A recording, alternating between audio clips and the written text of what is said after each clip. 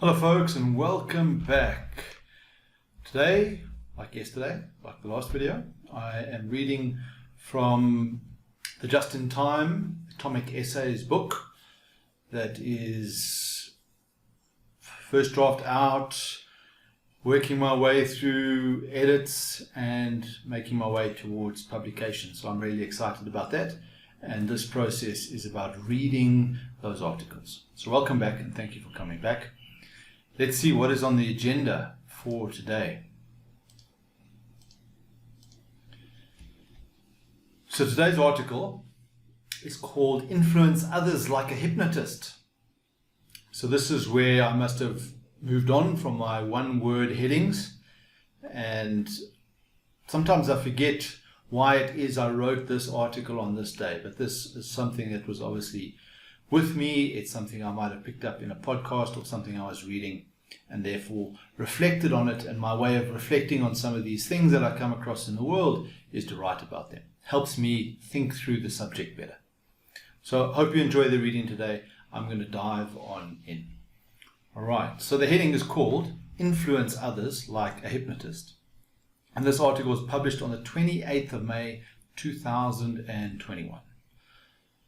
The mind is malleable and can be influenced through psychological persuasion. Power of influence can be used for good and for bad. Many use the power of persuasion in the sales process. A good outcome from using persuasion is the sales process is to paint a picture of a desirable outcome for a prospect. My intention is to persuade and influence you to keep reading. I say that with a grin on my face, as I suspect that you might keep reading if I offer you some insight that you might use to influence others.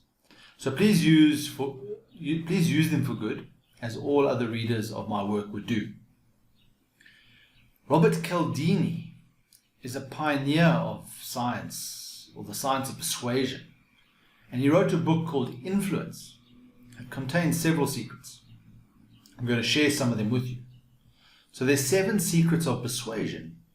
Each can be used as a small nudge to influence others. Collectively, the power can be exponential.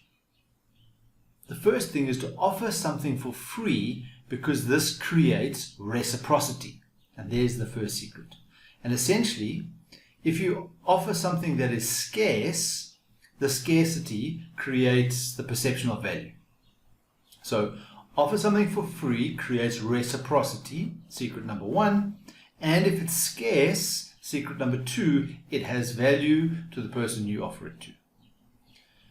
Position yourself as an authority. There's number 3, who knows their subject and provides social proof, secret number 4, that others agree that you are the authority.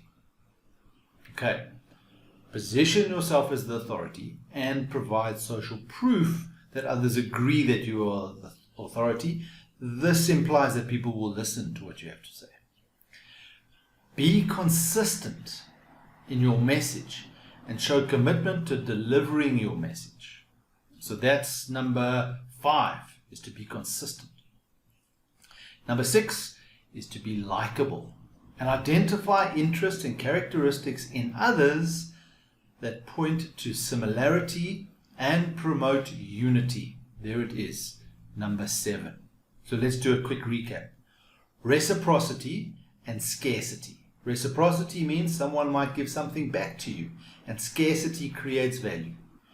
Authority means people are likely to listen to you, especially if you have social proof that others listen to you. Be consistent. That goes without saying. Show up every day and show commitment. Be likable. If people like you, they'll buy from you. It's often a valid truth. And something that promotes some sort of unity, something that others can get behind and relate to. And there you have it. Those are the 7 secrets of being able to influence others. And as I called it, influence others like a hypnotist. So perhaps these are not really secrets. We know about these. But sometimes it's good to be reminded of them. And it's good to have a sense of how do these relate to being able to influence other people. So these secrets, the secret is in the implementation, not in actually knowing the knowledge. Is how do you use this? How do you implement this? And having the ability to recognize where and when to use them. That will be the subject of my workbook that will follow once my book has been published. It is how does your offering and your product or your service touch onto these different elements of influence. So thank you for listening. I didn't read directly from the script. I mean, most of the things came from the script or the book. I also added in a little bit of commentary and insight as I went along the way, and I think I'll do more of that as I go along. You guys will tell me if that's of any value. So thank you for reading, thank you for listening, and thank you for coming back, and we'll see you on the far post. Over and out.